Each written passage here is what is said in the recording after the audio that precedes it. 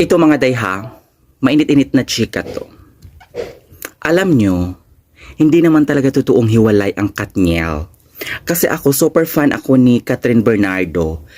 Since nasa Gwimbulilit pa siya, tapos napapanood ko siya sa Super Ingo. Tapos naging super fan nila ako nung nagkatambalan ang Catherine Bernardo at Daniel Padilla sa Growing Up, isang show sa ABS-CBN every Sunday. Pagkatapos po yun ang ASAP. So college ako nun. Paano sila maghiwalay?